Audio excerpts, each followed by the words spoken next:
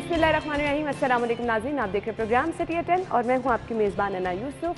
जुमे का मुबारक दिन है, आप सब लोगों को जुमा मुबारक। और दुआ ये है कि अल्लाह ताला ये जो हमारे पे मुश्किलात आफतों की सूरत में आ रही हैं और एक के बाद एक परेशानी की सूरत में आ रही हैं, इनको कम करे। समझ चुके होंगे आप, हर ज़ुबान ज़द आम एक ही मामला है, बिजली की कीमत में इजाफा, पेट्रोल की कीमत में इजाफा, लोगों का जीना मुहाल, सांस लेना मुश्किल हो गया है। महंगाई का ये तूफान किस कदर ख़तरनाक है, किस कदर ख़तरनाक मज़ीद आगे जाके हो सकता है, क्योंकि कहा यह जा रहा है कि पेट्रोल की कीमत में मज़ीद इजाफा होगा। अब रात को जिस तरह से लोगों के अंदर अदम बर्दाश्त हमने देखी, पेट्रोल पंप्स पर लड़ाई झगड़े इस तरह से हो रहे थे, मतलब लोगों की कुव्वत खरीद ये है कि एक दिन के लिए भी अगर वो कह रहे हैं सस्ता पेट्रोल, सस्ता तो नहीं, ये महंगा है, ये आज डलवा लें तो कहीं ये ना हो कि अब आगे तो आपने पेट्रोल इसी कीमत पर डलवाना ही है। कोई एक नहीं है, पेट्रोल का मसला है जी, बिजली की कीमतों में इजाफे का मसला है, उसके बाद जी लोड शेडिंग का मसला है। अब आम किस कदर परेशान है, किस तरह से दुहाइयाँ दे रही है, आप लोगों ने देख लिया। सभी लोग इससे मुतासिर हो रहे हैं। पर मैं परेशान थी, सुबह जब मैं दफ्तर आ रही थी तो एक शहाना सा प्रोटोकॉल और पीछे डालों की एक लंबी सी लाइनें थी। ये लोग पेट्रोल कैसे अफोर्ड कर लेते हैं, आई डोंट नो। खैर, हमारे साथ हमारे रिपोर्टर स्टूडियो में मौजूद हैं, उन्हें शो में खुश आमदीद कहेंगे। अस्सलाम वालेकुम इमरान भाई। अस्सलाम वालेकुम इरफान, कैसे हैं आप? वालेकुम अस्सलाम। अच्छा, मैं पेट्रोल से जिस तरह से लोगों की परेशानी आपने सुनी, इरफान कुछ लेट हो गए थे तो इमरान भाई कह रहे थे कि आप पैदल तो नहीं आए, क्या वाकई ऐसा हुआ है? ना देखें, ऐसा ही हालात चल रहे हैं। मुझे लगता है कि हम सब लोग बारी बारी इस पे आ जाएंगे। अभी हम ऑफिस में, मैं आप लोगों के पास आने से पहले ऑफिस के कुछ दोस्तों से बात कर रहा था, तो लोग सलूशन ढूंढ रहे थे कि हम किस तरह अपना गुजर बसर करेंगे। एक ऑप्शन आई कि बस सर्विस जो है वो शुरू करनी चाहिए। कोई कह रहा था कि मुझे बाइक जो है वो गाड़ी करके बाइक के ऊपर आना पड़ेगा। कोई कुछ कह रहा था कि मुझे अपने भाइयों के साथ जो है वो अगर कारोबार के लिए निकलते हैं तो उनके साथ पिक एंड ड्रॉप ले लेनी चाहिए।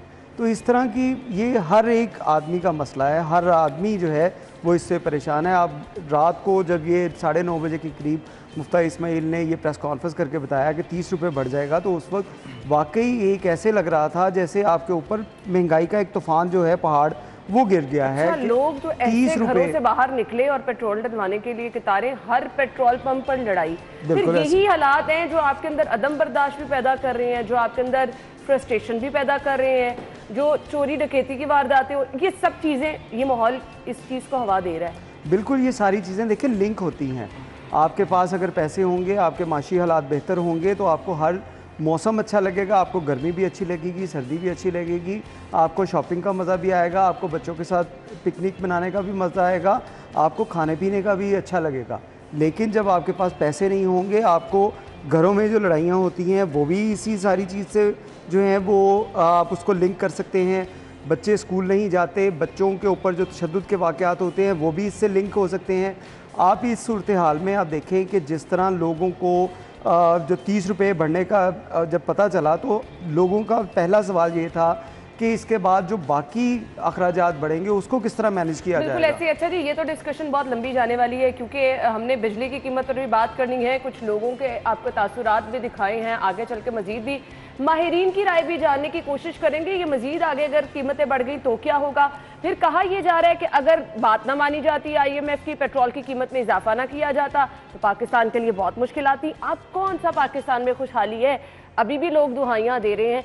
फिलहाल इस पर आएंगे, लेकिन क्योंकि इतनी बड़ी परेशानी थी और इतनी बड़ी ये खबर थी, हर दूसरा बंदा इसको डिस्कस कर रहा था, तो बात मैंने शुरू ऐसे की कि आगे काफ़ी निकल गई। हमारा पहला सेगमेंट रह गया है जिससे हम आगाज़ करते हैं। कोशिश ही होती है कि अच्छी तरह से, अच्छी बात से दिन का आगाज़ करें तो सब अच्छा ही हो।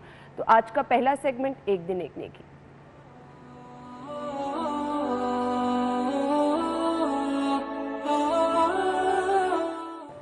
जी, तो आज का बयान आपको दिखाते हैं। नहमदुहु व नसल्ली अला रसूलिहिल करीम, अम्मा बाद। मेरे दोस्तों, बुज़ुर्गों, भाइयों और मेरी बहनों, आज का मेरा पैगाम ये है कि इस मुल्क पाकिस्तान की कदर करो। मैं हाथ जोड़कर हुकूमत वालों से, अपोजिशन वालों से दरख्वास्त करता हूँ, नफ़रत की सियासत छोड़ दो। इस मुल्क को ला इलाहा इल्लल्लाह के नाम पे लिया गया। हमारी बेटियों ने अपनी इज़्ज़त, हमारे बुज़ुर्गों ने अपनी जानों का नजराना पेश किया। उसके बाद ये अज़ीम मुल्क हमें मिला है। आज जैसे हालात चल रहे हैं, खुदा की कसम हम अल्लाह के गज़ब को ख़ुद दावत दे रहे हैं। इज्तिमाई तौबा करो, नफ़रत की सियासत ख़त्म कर दो। इस मुल्क पाकिस्तान में ऐसे रहो जैसे कि एक घर में सारे भाई रहते हैं। अल्लाह रब्बुल आलमीन हमें महब्बत की अज़ीम नेमत अता फ़रमाए और नफ़रतों को हमारे दिलों से ख़त्म फरमा दे। व आखिरु दावाना अनिल हम्दुलिल्लाहि रब्बिल आलमीन। आमीन सुम आमीन। ये थी जी आज की अच्छी बात। और अब चलते हैं जी बाहर। इस वक्त वो शहरी जो कि अपने दफातर में जा रहे हैं, वो शहरी जो कि अपने कारोबार के लिए जा रहे हैं, ऑब्वियसली रूटीन की ज़रूरत है और ये बुनियादी ज़रूरत भी है। लोग पेट्रोल पंप पर रुक रहे हैं, पेट्रोल का इस्तेमाल कर रहे हैं।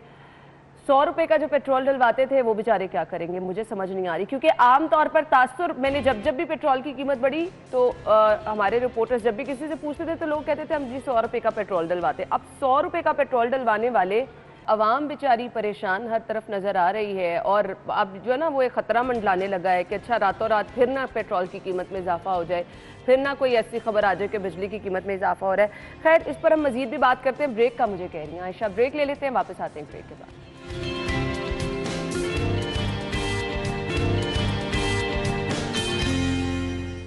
Welcome back. और नाज़रीन, आपको हमने बाहर भी लोगों के इस वक्त क्या तासुरात हैं, रात को जो लंबी कतारें लगी वो भी आपको दिखाई। अब लोग परेशान हैं, फ्रस्ट्रेशन है, घरों में लड़ाइयाँ हो रही हैं। ऑनेस्टली स्पीकिंग, मतलब आपके हर दूसरे घर में यही मसला है कि अखराजात कैसे पूरे करें। अखराजात नहीं पूरे होते तो अल्टीमेटली आपके घर में लड़ाइयाँ हो रही हैं। अब जी ये कीमत में इजाफा, बारहा लोग ये कह रहे हैं कि मज़ीद भी हो सकता है। इमरान भाई, मज़ीद में मुमकिन है? देखिए जी, मुझे तो मौलाना आसिफ साहब जो है वो शिद्दत से याद आ रहे हैं रात से, कि उनका एक फ़िक्रा था, कोई शर्म होती है, कोई हया होती है, और अब वो हमें नज़र नहीं आ रहे। देखें, हमने पिछले हफ्ते की बात है, प्रोग्राम में हमने ये डिस्कस किया था जब 30 रुपये बढ़े थे, तो इसी प्रोग्राम में मैंने आपको कहा था कि ये कीमतें और ऊपर जानी हैं।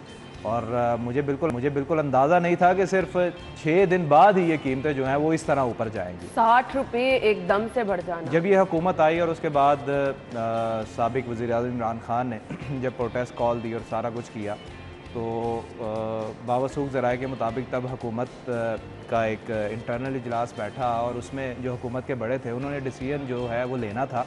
उसमें हमारे एक दोस्त हैं जो कि अब मिनिस्टर भी हैं मौजूदा हुकूमत में, उन्होंने भी हमसे यही बात की थी कि तब 2 सूरत हाल हमारे सामने आई थी। वो ये थी कि या तो पेट्रोल को 250 रुपये लीटर जो है वो लेकर जाएं, या फिर हम हुकूमत छोड़ दें। तो फिर हमने डिसाइड ये किया कि हम हुकूमत में रहेंगे, और वो हमने डिसीजन इसलिए लिया था कि हम आवाम को रिलीफ देंगे, मुल्क को तरक्की देंगे। ये तरक्की हो रही।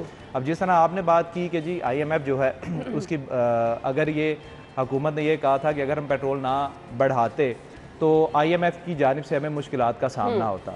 इन्होंने IMF की वजह से नहीं किया, इन्होंने अपनी हुकूमत अपने मज़े लेने के लिए जो है वो ये सूरत हाल की। अब देखें, अवाम को इन्होंने क्या रिलीफ दिया है, जो रिलीफ दिया है वो सामने आ रहा है। अगर आपने हुकूमत रखनी थी तो क्या चीज़ें आप सामने लेकर आए हैं। आप ये कह रहे हैं कि जी IMF के साथ जो वादे किए गए थे, जो साबका हुकूमत ने किए, उसका खमियाजा जो है वो हम भुगत रहे हैं। पहले तो आपको हुकूमत में आना नहीं चाहिए था।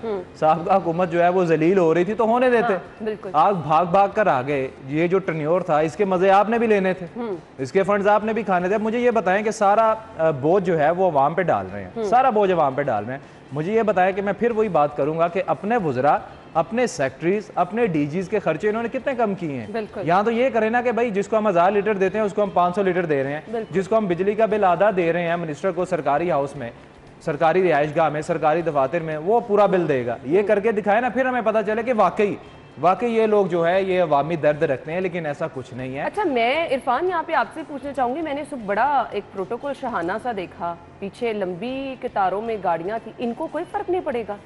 ना, बिल्कुल नहीं फ़र्क पड़ेगा। उनको क्या फ़र्क पड़ना, उनको तो ये मालूम भी नहीं होगा कि रेट क्या चल रहा है। जो लोग गाड़ियों में फिर रहे हैं उनको ना तो आपके बिजली के रेट का पता होगा, ना उनको गैस के रेट का पता होगा, ना आटे दाल के रेट का पता होगा। इन लोगों का इन चीज़ों से कंसर्न ही नहीं है। अवाम का कंसर्न जो होता है अवामी नुमाइंदे को होता है, जो ग्रास रूट लेवल से आया हो। जो लोग ऐसे खलाई मखलूक की तरह आ जाएं, जिनके बाप दादा भी सियासत में हों, वो भी रूल कर रहे हों, तो जब ऐसी सूरत हाल होती है तो उन लोगों को नहीं पता होता। यहाँ पे भी यही सूरत हाल है कि आपके जो भी मिनिस्टर्स हैं या अवामी नुमाइंदे, जिनको सो कॉल्ड अवामी नुमाइंदे जिनको हम असम्बलीज़ में लेके आते हैं, उनको इन आटे दाल का रेट भाव नहीं पता होता, और इसी वजह से उनको अवाम के दर्द का नहीं होता।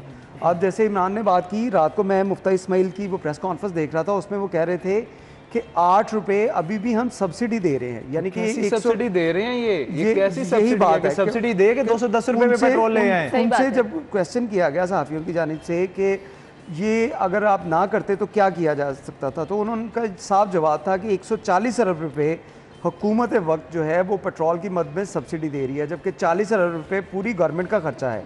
तो ये गरीब मुल्क जो बर्दाश्त नहीं कर सकता होता, उसी वजह से गरीब मुल्क की आवाम के ऊपर इन लोगों ने ये प्रेशर जो है वो सारा गरीब मुल्क की आवाम और उनके नुमाइंदों के खर्चे देखें ना आप, उनके खर्चे देखें, उनकी रिहाइश गाहें देखें। ये तो इरफान जो है वो खुद ये बीट भी करता है इस हवाले से कि सरकारी अफसरान जो है उनकी रिहाइश गाहों पे भी इसका दौरा जो है वो होता है। ये खुद बताएगा कि उनकी रिहाइश गाहें कैसी आलीशान है। सही, लेकिन इरफान ने कहा कि इन लोगों की जिंदगियों पे कोई नहीं फर्क पड़ने वाला, फर्क पड़ेगा आम आदमी को, हम लोगों को जो कि तनख्वाहदार है, जो कि इंतजार कर रहे होते हैं कि तनख्वाहें, तो हमने बहुत सारे मामलात अपने निपटाने हैं। फिलहाल ब्रेक ले लेते हैं, ब्रेक के बाद वापस आएंगे, हमारे साथ ही रहिएगा।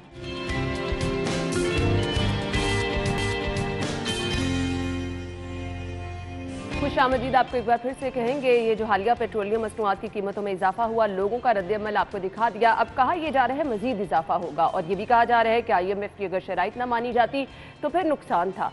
अब मुझे समझ नहीं आ रही कि पेट्रोल की कीमतें बढ़ा के कौन सा आवाम का फ़ायदा हो गया है। हमारे सीनियर तज्जियाकार सलीम बुखारी साहब हमारे साथ टेलीफोन लाइन पर मौजूद हैं। खुश आमदीद उन्हें शो में कहेंगे। अस्सलाम वालेकुम बुखारी साहब। जी वालेकुम अस्सलाम। क्या हाल चाल है आपके?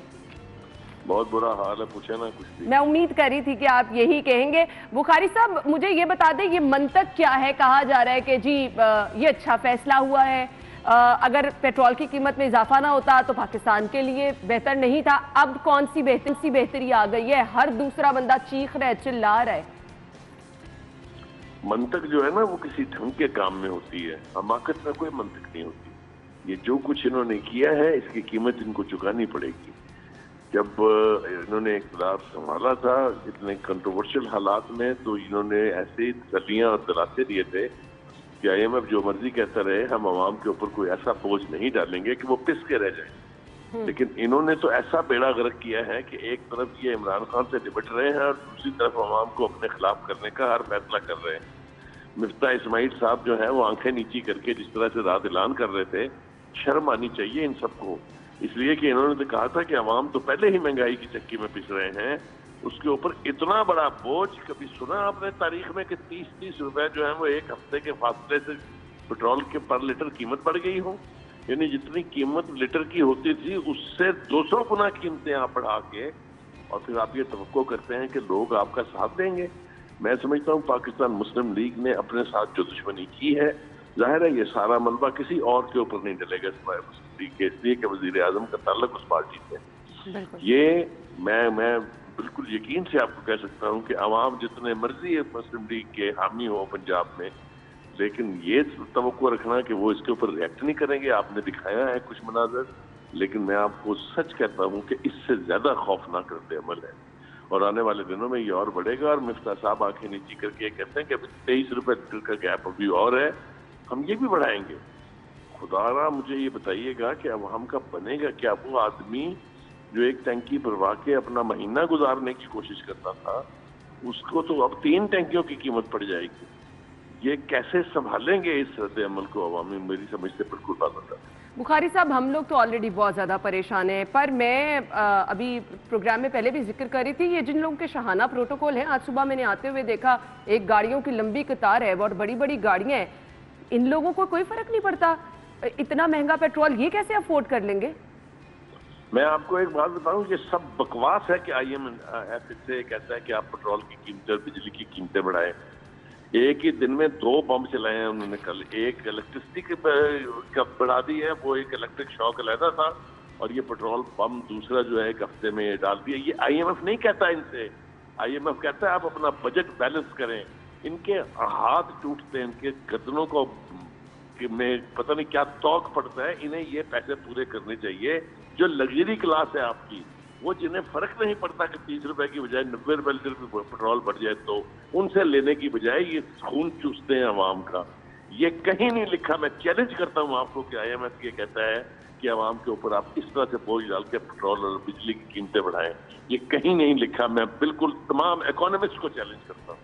वो ये कहते हैं IMF वाले कि आप अपना बजट बैलेंस करके दिखाएं हमें। इनको मौत पड़ती है बड़े इंडस्ट्रियल से, बड़े जागीरदारों से, बड़े बिजनेसमैन से उनके ऊपर टैक्स लगाते हुए, क्योंकि इनकी हुकूमत के पाए हिलने लग जाते हैं। ले दे के इनको एक गरीब अवाम मिलती है, सही कहा इसकी तबाही का बायस बने हुए हैं। ये मैं आपको बता रहा हूँ, ये इन्होंने अपने अगले इलेक्शन का बेड़ा गर्क कर दिया है। वो भी अगर ये इस तमाम अरसे के अंदर कायम रह सके। अवाम का कि रिएक्शन का सैलाब इन्होंने देखा हुआ नहीं है, हमने तारीख में देखे हुए हैं। 4 आने कीमत बड़ी थी, जो अयूब खान जैसा डिक्टेटर घर चला गया था। सही कह रही, बिल्कुल। इनको डरना चाहिए उस वक्त से जब अवाम उबल पड़ेंगे और बाहर आ जाएंगे। बुखारी साहब, आगे अब बजट आने वाला है, जून में बजट पेश किया जाता है, तो मुझे तो लगता है कि हम महंगाई का तूफान कह लें, महंगाई बम कह लें, अब इससे भी बड़ी चीज़ कोई तोप आने वाली है महंगाई की अवाम के सर पर मजीद।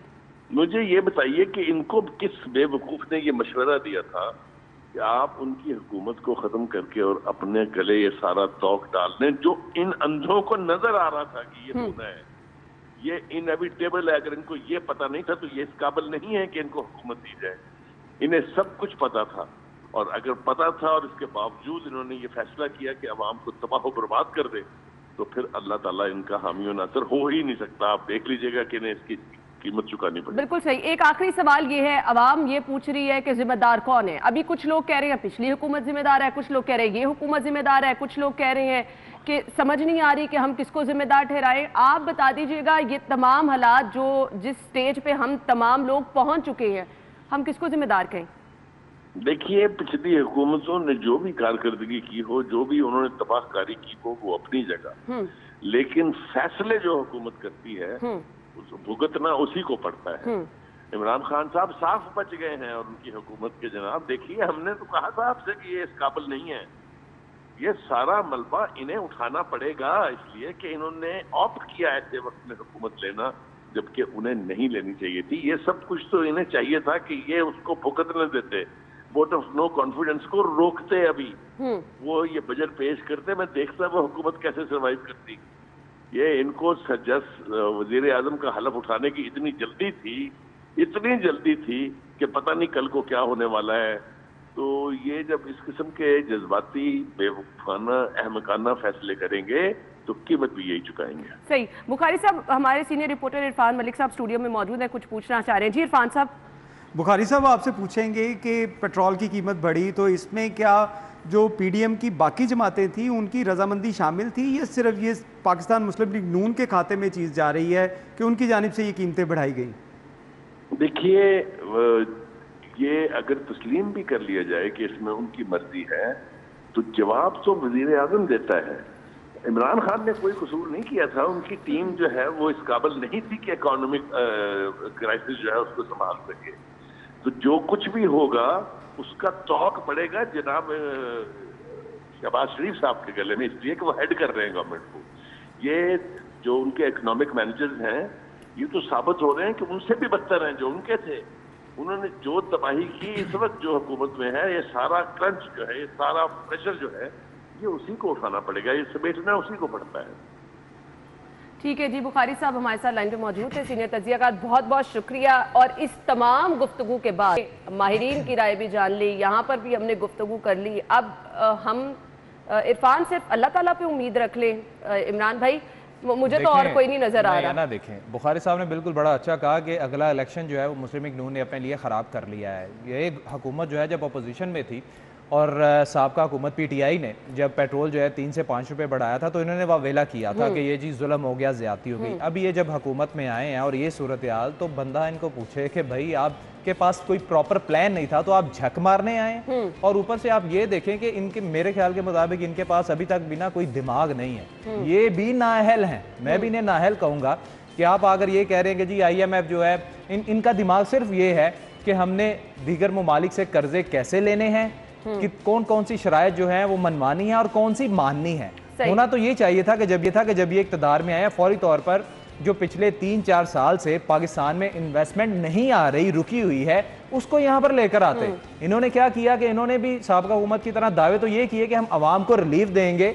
जिस तरह वज़ीर आज़म शहबाज शरीफ साहब ने ये कहा था कि जी अगर मैं आकर आटा सस्ता ना गया तो मैं कपड़े बेच दूंगा, कपड़े बेचकर आटा सस्ता करूंगा। भाई हमें आपके कपड़े नहीं चाहिए, आपकी मेहरबानी कि आवाम पे रहम करें।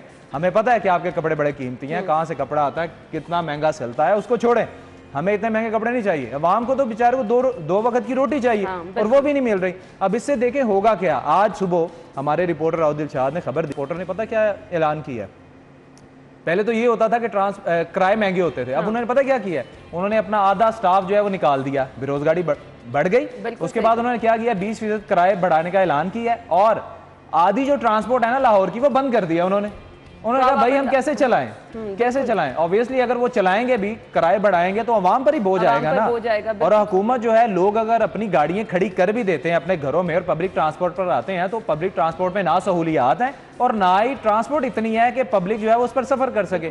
एक आप ऑरेंज ट्रेन जो है उसको लेकर या मेट्रो लेकर सारी लाहौर की आवाम जो है वो उस पर तो सफर नहीं कर सकती ना। बिल्कुल ऐसे ही 19 आपके लाहौर के रूट से, जिनमें से आपने 17 अभी भी बंद कर रखे हैं, और अल्लाह के हुक्म से इसी हुकूमत ने पिछले अपने दौर में बंद किए थे, वो तब से बहाल ही नहीं किया आपने। भाई क्या प्रॉब्लम है अब ये महंगाई की नई लहर आएगी। ट्रांसपोर्टर्स की बात आपने कर ली, अब आपको पता चलेगा दूध, दही, रोजमर्रा सब्जियां दूसरे शहरों से आती हैं यहाँ पर, उनकी मद में भी इरफान किसकी बोझ पड़ेगा जेब पर? आम आदमी की। कीमतें तो वो बढ़ाएंगे, और वो राइट पे हैं। अगर ये लोग कीमतें बढ़ा रहे हैं तो वो पेट्रोल महंगा होने की वजह से उन्हें भी भुगतना पड़ा। डेफिनेटली अना, ये तो वो बात है कि आपके एक बड़े जो सरमायाकार है उससे लेकर एक गरीब मजदूर जो दिहाड़ीदार है उस तक जो है ये इफेक्ट जाएगा। ये नहीं है कि ये सिर्फ जो है वो गरीब आदमी के लिए है या अमीर आदमी के लिए नहीं है, उसको भी उस तरह ही जो है वो इसको सफ़र करना पड़ेगा, क्योंकि जब अखराजात पूरे नहीं होंगे, वो जो अपने जो अखराजात हैं उनके अंदर कटौती करेगा। और कटौती किस तरह करेगा? जैसे भी बात हुई कि ट्रांसपोर्टर्स ने अपना जो आधा स्टाफ है उसको कम करना शुरू कर दिया है। इसी तरह आप देखें, जो पहले कोविड आया था, कोविड के अंदर भी लोगों को ये मुश्किलात थी कि उनके अखराजात पूरे नहीं हो रहे थे, ज़रिया आमदन कम हो गया था, तो उसके बाद उन्होंने अनएम्प्लॉयमेंट जो है उसके अंदर फ़रोग दिया, लोगों को अपनी बेरोज़गार कर दिया। तो अब भी सूरत हाल यही होगी, लोग इसी तरह परेशान होंगे। ये आप ना सोचें कि इससे कोई जो बच सकेगा, इससे हर शख्स जो है वही सूरत हाल होगी कि खुदकुशियां ही होंगी। गरीब आदमी क्या करेगा बेचारा, किसके गुस्सा निकालेगा? कुछ दिनों में आपको पता चलेगा कि आपके शहर में क्राइम सिचुएशन ग्राफ कहां तक पहुंच गया है। ये सब कुछ चोरी होगा, डकैती, उसकी वारदातें इसी वजह से आप बढ़ती हैं। देखेंगे कि ये सब चीजें बढ़ेंगी।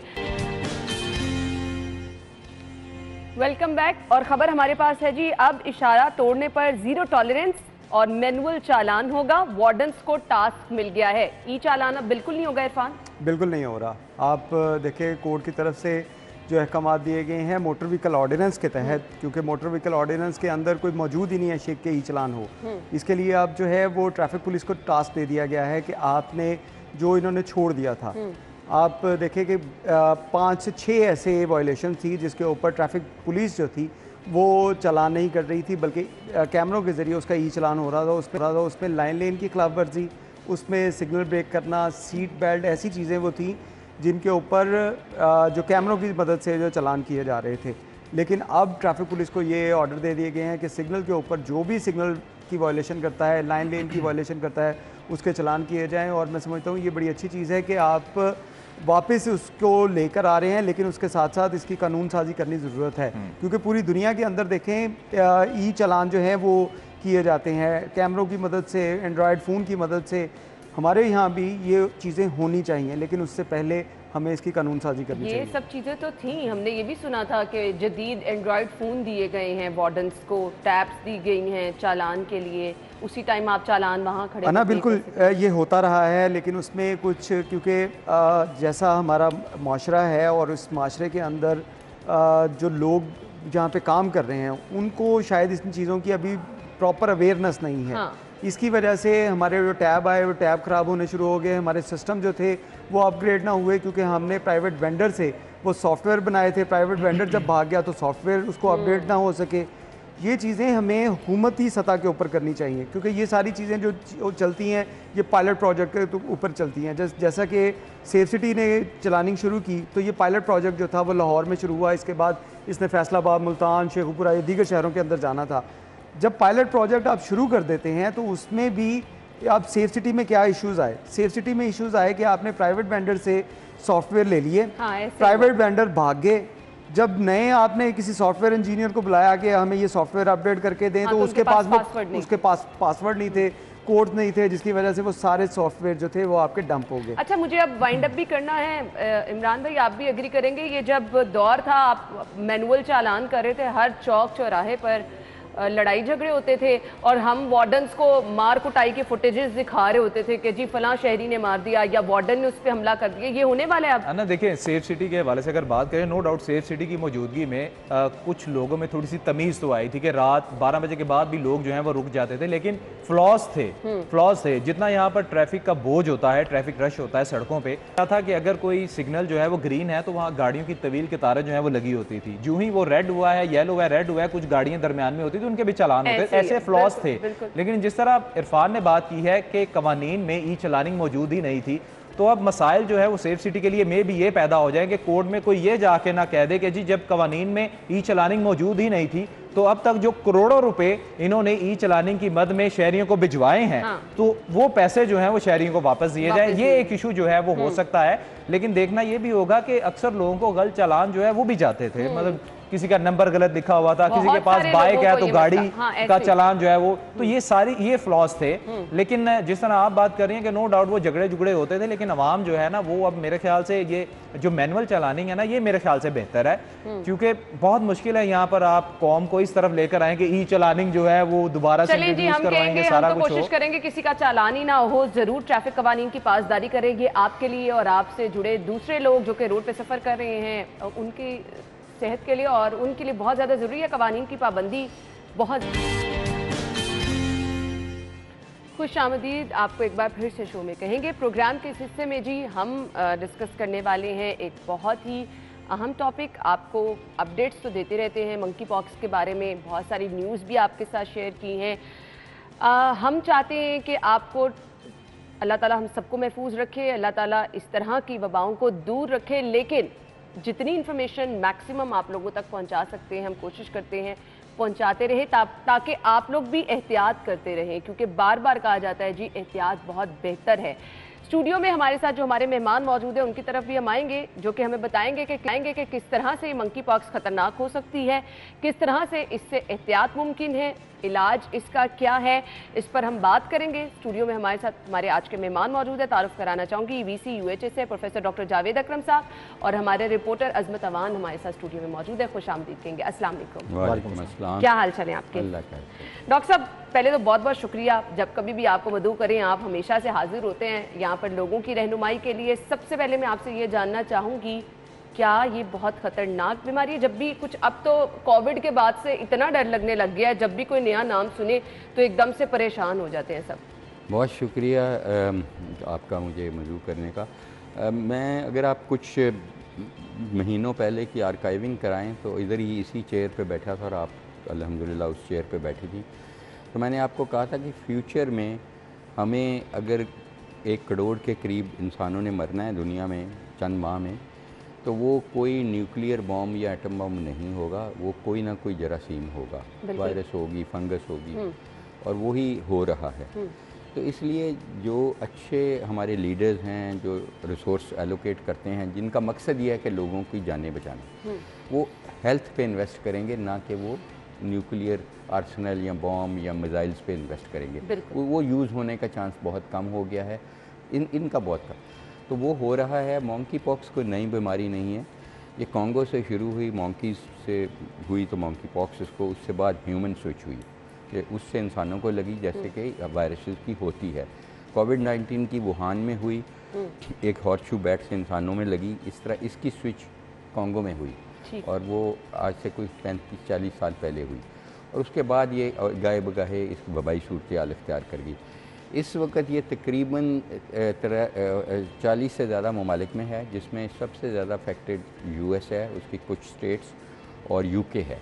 और उनका ये है कि उनके केस, क्योंकि उनका हेल्थ सिस्टम इतना फाल है कि रिपोर्टिंग बहुत अच्छी हो जाती है। सही। बाकी मुल्कों में हों भी, जैसे पाकिस्तान में, तो हमारी रिपोर्टिंग का मैकेनिज़्म कोई इतना अच्छा नहीं है। अव्वल तो हॉस्पिटल लोग जाते नहीं हैं, अगर जाएंगे तो उनकी तशख़ीस नहीं हो पाती, ये इश्यूज़ हैं। लेकिन अच्छी खबर ये है कि ये भी एक वायरल इन्फेक्शन है, ये आरएनए वायरस नहीं है कोविड की तरह की, ये डीएनए वायरस है। ठीक है डॉक्टर साहब प्लीज़ एक्सप्लेन कर दें आरएनए और डीएनए में डिफरेंस क्या होता है? आरएनए एक प्रोटीन जैसे सीक्वेंसिंग होती है वायरस की, वो है, ये एक फैमिली है वायरसेस की। ठीक है। तो आरएनए वायरसेस ज़्यादातर जैसे हेपेटाइटिस सी की वायरस है या कोविड-19 की वायरस है, इनका फैलाव, इनकी मल्टीप्लिकेशन बहुत तेज़ होती है आमतौर पे, इसलिए वो डेंजरस होती हैं। और कोविड-19 इसलिए डेंजरस है और था कि वो सांस के ज़रिए फैलता है। ठीक है, वो नज़र नहीं आती कोई जिस्म। आपको खुदा न खास्ता मैं कैरी कर रहा हूँ तो आपको मेरे में कोई अलामात नज़र नहीं आएंगी। मैं छींक मारूंगा या सांस लूँगा, वो सांस आप अंदर ले जाएंगे, आपको कोविड लग गया। इसका ऐसा नहीं है। ये वायरस सांस से नहीं फैलती। ये वायरस फैलती है कि जब किसी को ये देखें, एक तो जानवरों में हो सकती है अभी भी, और कौन से जानवरों में हो सकती है, ये रोडेंट्स में हो सकती है। अलबत्ता कुछ केसेस दुनिया में रिपोर्टेड हैं कुत्तों से भी फैली है। जी हाँ, तो इसलिए कोई भी जानवर से फैल सकती है, मैं नहीं कह सकता मॉन्की के अलावा। तो रोडेंट्स में रैट्स आते हैं, हमारे रैबिट्स आते हैं, इस किस्म के। तो सबसे पहली तो चीज़ है कि अगर हमने घर में पालतू जानवर रखे हैं या पालतू जानवर मार्केट्स में बिक रहे हैं, उसको रोकना चाहिए। इंपोर्ट लोग शौक से थाईलैंड से साथ ले आते हैं जानवर, कोई भी आजकल वो नहीं लाएं फैशन के लिए। और अगर किसी के घर में जानवर हैं तो कोशिश करें कि उनको बंद रखें, उनको खुले आम ना फिरने दें, कोई पता नहीं होता, एहतियात बेहतर है। अगर उनको आपने नहलाना है, उनके ब्रश करना है, शौक़ पूरा करना है, तो अपने आप को पीपीई पहने। आँखों में अगर आपने ऐनक मेरी जैसी नहीं लगाई तो ज़ीरो की ऐनक लगाएं, आँखों से भी एंटर हो सकता है। मास्क लगाएं, मुंह से भी हो सकता है, सांस से नहीं मुंह से। और हाथों से बहुत कॉमन है, तो हाथों में ग्लव्स पहने। ठीक है, सही और प्रॉपर पहने, फिर उनको एनिमल्स को हैंडल करें। सही। अदरवाइज़ ये ज़्यादातर फैलाव अब जो उन लोगों में है ना जिनमें ट्रैवल हिस्ट्री है, जो दुनिया में यूके में यूएस में केसेस, उनमें कोई ट्रैवल हिस्ट्री नहीं, ना एनिमल से कॉन्टैक्ट हिस्ट्री है, स्प्रेडिक केसेस हैं। और उसमें सबसे पहले जब ये वायरस एंटर इंसान के जिस्म में होती है, टच के ज़रिए होती है, कि जो इनके फोड़े फिंसियाँ निकलते हैं ना, उनके जो सीबम निकलता है, उसकी फ्लूइड है, उसके साथ कोई टच हो जाए, वो आपके हाथ में, फिर आपके हाथ में एंट्री हो जाएगी। अच्छा, यानी एक चीज़ वाज़ेह है कि ये ना तो सांस से फैलती है, कि अगर कोई दूर आपके पास बैठा है मुतासरा बंदा, कुछ नहीं होगा, अगर आप उसको टच करें तब ये चीज़ें, ना कि खाने से फैलती है। ठीक है।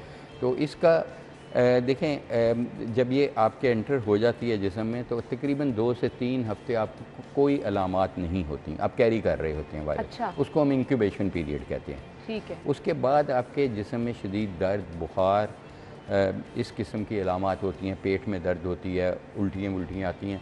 और उसके बाद आपके असल में इसको रिकग्नाइज़ किया जाता है जब फिंसी और फोड़े आपके पिछले हिस्से जिस्म के, यानी कि हाथों के पीछे, अच्छा। इंटीरियर नहीं पोस्टीरियर साइड पर निकलने शुरू हो जाते हैं, ख़ासकर आपके हाथों पे और चेहरों पे।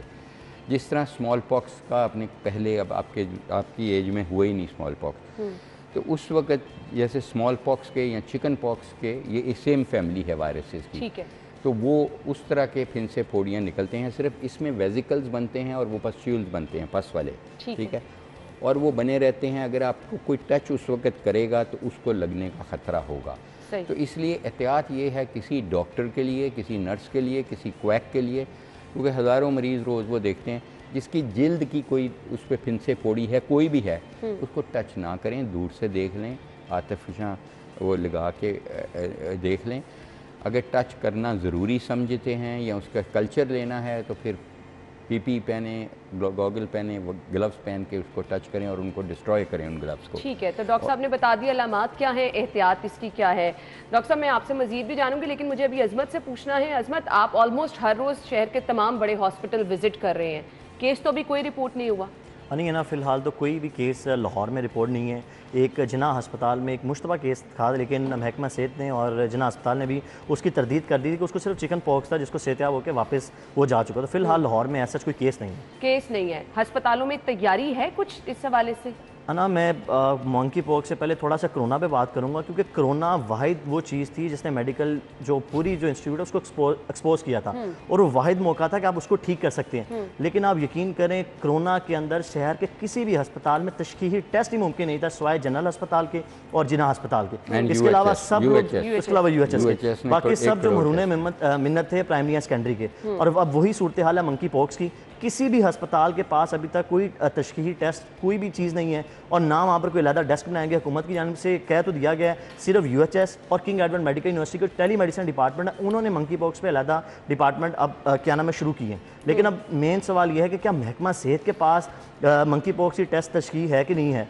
अब महकमा सेहत ने ऐलान किया था कि जो हम ये नमूने हैं हम ये नेशनल इंस्टीट्यूट ऑफ हेल्थ में नहीं भिजवाएंगे, हम यहीं पर IPH और हमारी जो सेंट्रल लेबॉर्ट्री है उसमें टेस्ट करवाएंगे। लेकिन अनफॉर्चुनेटली PCRs की जो किट हैं वो अब तक मसूल नहीं हो सकी हैं, जिसकी वजह से जो मंकी पॉक्स है उसकी तशखीस फिलहाल मुमकिन ही नहीं है। और दूसरा, उन्होंने अभी फौरी तौर पर बैरून मुल्क से 2 जो किट हैं वो मंगवाई थी, लेकिन हमारे ज़राए ने बताया वो भी किट अभी तक नहीं पहुंची हैं। तो जो तिब्बी माहिरीन है उनके लिए भी बड़ी मुश्किलात हो रही हैं कि वो किस तरह इसको टैकल करें। ऑब्वियसली ऐसे ही है, तभी माहिरीन के लिए भी मुश्किलात होंगी। हम यहाँ से गुफ्तगू का सिलसिला आगे बढ़ाएंगे। नाज़रीन, अभी एक अपडेट आई है, वो आप तक पहुँचे, फिर हम मजीद इस पर बात करेंगे।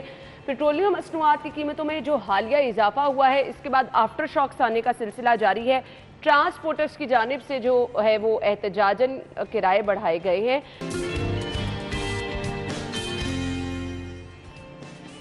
खुशामदीद कहेंगे, गुफ्तगू का सिलसिला आगे बढ़ाएंगे। डॉक्टर जावेद अकरम हमारे साथ मौजूद हैं। डॉक्टर साहब, कोविड के बारे में तो हम कहते थे कि जानलेवा है, क्या ये जानलेवा है मंकी पॉक्स?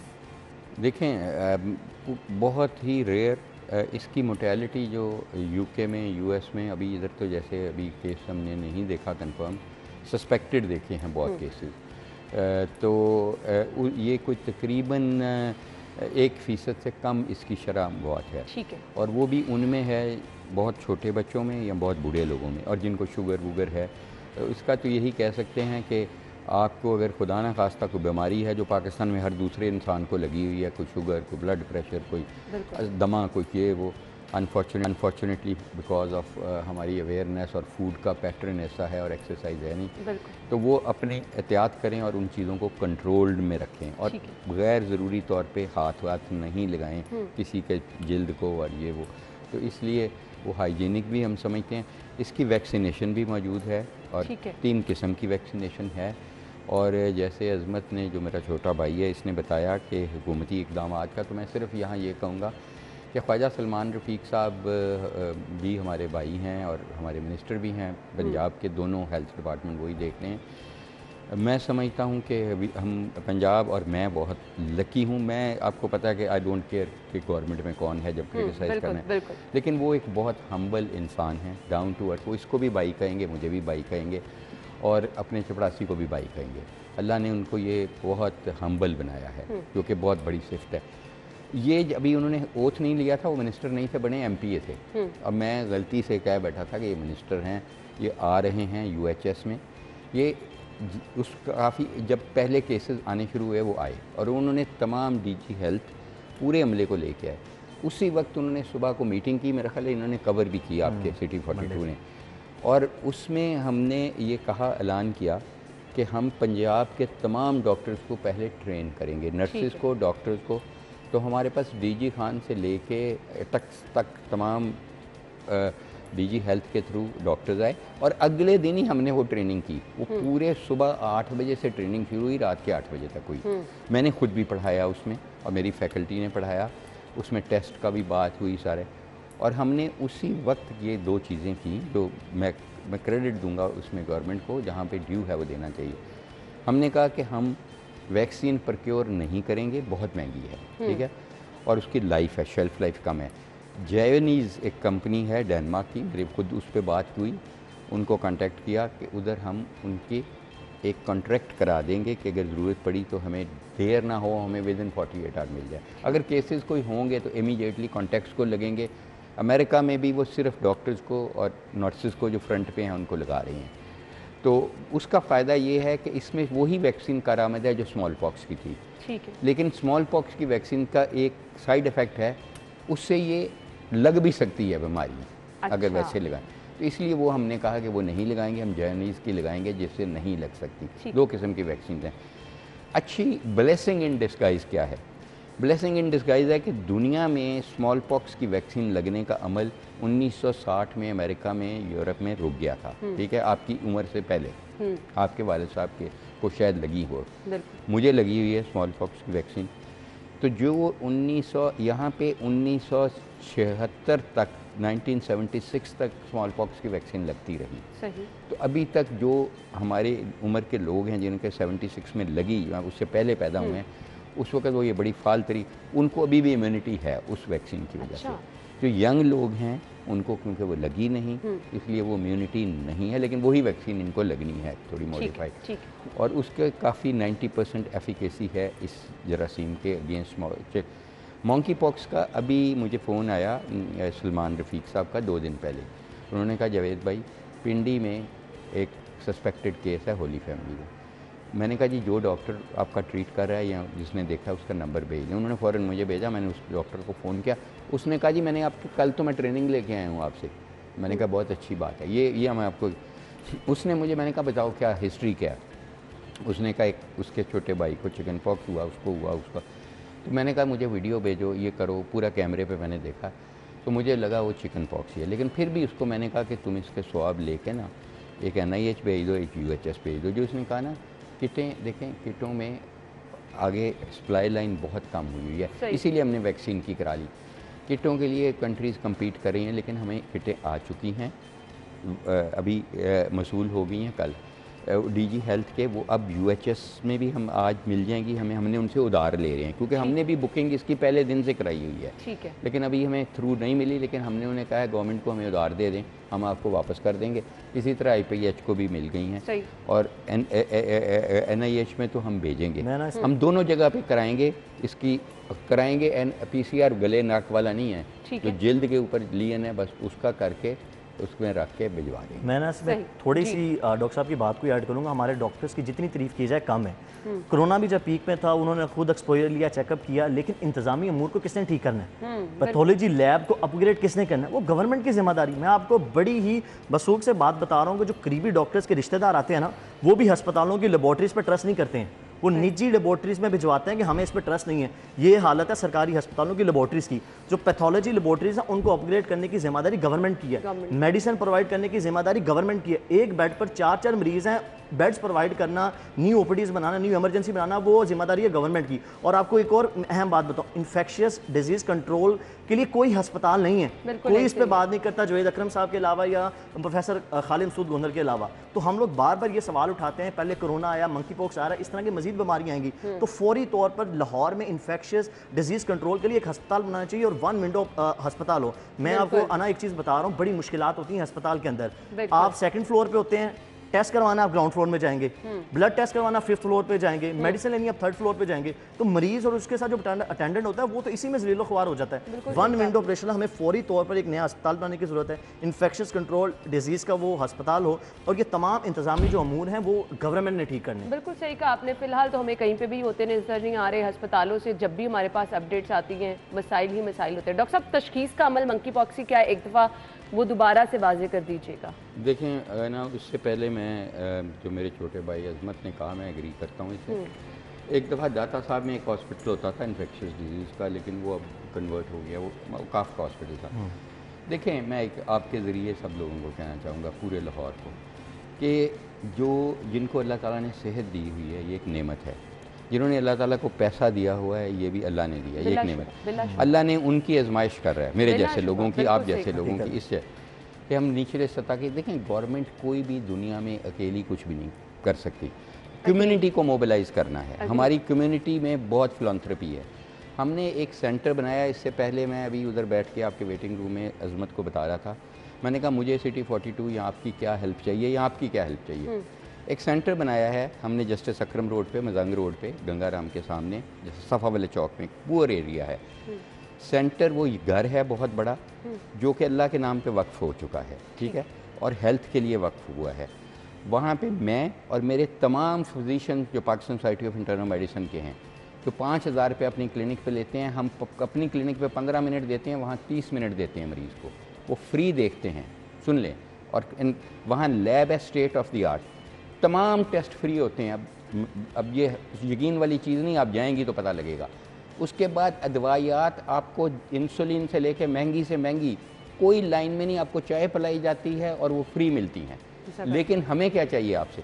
हमें चाहिए कि हमें वहाँ अमीर आदमी नहीं चाहिए, जो अमीर आदमी के लिए नहीं है। देखिए हमारी कैपेसिटी ख़त्म हो जाएगी। हमें वो इंसान नहीं चाहिए जो लेके दवाई बाहर बेचता है। हमें वो भी नहीं चाहिए जिसको नज़ला ज़ुकाम खांसी है, वो अपने GP से इलाज कराए। हमें शदीद बीमार चाहिए मरीज़, अल्लाह ना करे, अल्लाह सबको दे, ताकि हम उसके काम आ सकें। तो वो आए, हमने तो देखें खोल दिए हैं दरवाजे हमारा ये, और हमने किसी पे कोई एहसान नहीं किया। हमारा ये फ़र्ज़ अवलीन है कि क्या हमारी क्लिनिक पे जो हम 5,000 रुपये देते हैं हमारा वही है? हम निचले सतह के लोगों के लिए डॉक्टर नहीं है? तो खुदा के लिए वो लोग जो वाकई समझते हैं कि वो शदीद बीमार हैं, वो किसी वक्त 24 घंटे वहाँ आए। आपका क्लिनिक, उसका नाम है सादा सा आपका, और उसकी पूरी कराची बना रहे हैं हम। और आप कहेंगे ये कहाँ से पैसा आ रहा है, कैसे होगा? उसको मैं सिर्फ एक चीज़ कहता हूँ कि बाय अल्लाह फॉर अल्लाह, तो हो जाएगा। छोड़ दें आप और मैं, हम आप और हमारा हिस्सा डल जाएगा। आपका कार्य खैर जरूर हम अजमत से एक दिन प्लान करके अजमत को वहां पर भेजेंगे, और यहाँ से हम अपने नाजरीन को बराह रास्त दिखाएंगे कि किस तरह से वहाँ पर गरीब लोगों की, मरीजों की मदद की जा रही है। क्योंकि हम अक्सर ये चीज़ें कहते हैं कि जी इनकी दाद रसी के लिए कोई नहीं है, तो हमारे पास इस तरह के लोग मौजूद हैं, ये बिलाशुबा खराज तहसीन के मुस्तहिक हैं। जैसे कि डॉक्टर साहब ने कहा कि अगर अपने क्लिनिक्स पे फीसें ले रहे हैं तो उन लोगों के लिए भी दर्द दिल रख रहे हैं जो लोग इलाज की सहूलत से इस्तेफादा नहीं कर सकते, जो लोग महंगे इलाज नहीं कर सकते। डॉक्टर साहब अल्लाह ताला ज़रूर आपको इसकी जज़ा देगा। एक मैसेज चाहिए। देखिए मैसेज तो यही है कि जो सेहतमंद हैं वो बीमारों का ख्याल करें, जो अमीर हैं वो गरीबों का ख्याल करें। जहाँ तक आपने मॉन्की पॉक्स का प्रोग्राम है, बहुत अच्छी बात है आगाही होना। मैं फिर वही कहूँगा, देखें सफाई निस्फ ईमान है। बिल्कुल हमें, हमारा फ़र्ज़ है, अल्लाह ताला का हुक्म है कि हम 5 वक्त नमाज़ पढ़ें और वज़ू करके पढ़ें। अगर ये निस्फ ईमान मेरी और आपकी और आपके देखने सुनने वालों की ज़िंदगियों में आ जाए तो कोई नहीं। फिर मैं आपके ज़रिए ये कहूँगा, कोई इंसान समझ रहा है कि देखिए मेरे पास जब क्लिनिक में मरीज़ आता है मैं समझ जाता हूँ उसको देख के ही, ये बेचारा किसी से उधार लेके 5,000 रुपये आया हुआ है मेरे पास। मैं उसे कहता हूँ कि अभी तो मैं आपको देख रहा हूँ, आइंदा मुझे वहाँ दिखाओ। आपको वेट भी नहीं इतना करना पड़ेगा, आपको हर चीज़ फ्री होगी। तो यही डॉक्टरों को करना है। देखें डॉक्टर के अगर क्लिनिक पे कोई आता है वो समझ लेता है, GP है, बड़ा डॉक्टर है, वो समझ लेता है यार इन बेचारा ये मुझे कह रहा है कि डॉक्टर साहब फीस कम नहीं हो सकती। समझ लें कि उसको ज़रूरतमंद है, उसने हवाई चप्पली पहनी हुई है, आपको समझ लग जानी चाहिए। आप उसे उस वक्त देख लें, फीस ना लें, अल्लाह बहुत खुश होगा। अल्लाह आपको उसको मल्टीप्लाई करके 18 गुना उसी दिन ही दे देगा। अल्लाह ने खुद कहा है, अल्लाह नौजुबिल्ला।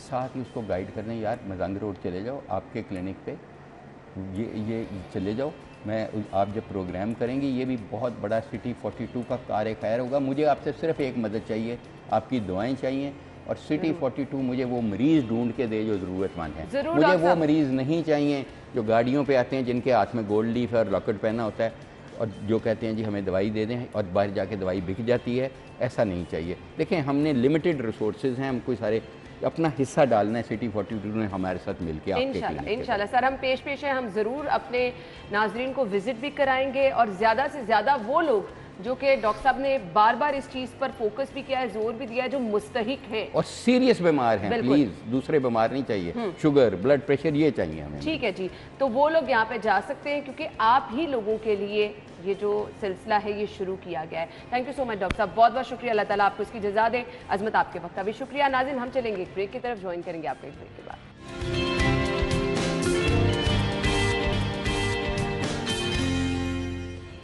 खुशामदीद आपको कहेंगे। 3 जून है आज और आज वर्ल्ड साइकिल डे मनाया जा रहा है। ये दिन मनाने का मकसद क्या है ये भी आपको ज़रूर बताएंगे, लेकिन साइकिल मैं थोड़ा सा इसको पेट्रोल की कीमत से रिलेट कर देती हूँ। बेहतर यही है वाकई सब लोग साइकिल के इस्तेमाल पे आ जाए, जिस तरह से पेट्रोलियम मसनूआत की कीमतों में इजाफा हुआ है। खैर आजिन जी, साइकिल का इस्तेमाल कितना आप लोगों के लिए हेल्दी है? बच्चे, बड़े, बूढ़े, इक्वली सब लोगों के लिए साइकिल जो लोग इस्तेमाल करते हैं एक्टिव भी रहते हैं, हड्डियां भी मजबूत होती हैं और ख़ास तौर पर अगर बचपन ही से आपको बच्चों को आप ये आदत डाल दें तो हड्डियाँ आपकी मजबूती की तरफ भी जाती हैं।